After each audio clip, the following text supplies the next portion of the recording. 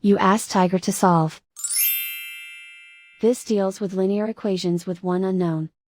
The final result is x equals 2. Let's solve it step by step. Simplify the expression. Expand the parentheses. Multiply the coefficients. Simplify the arithmetic. Group like terms. Simplify the arithmetic. Isolate the x. Divide both sides by 14. Simplify the fraction. Find the greatest common factor of the numerator and denominator. Factor out and cancel the greatest common factor.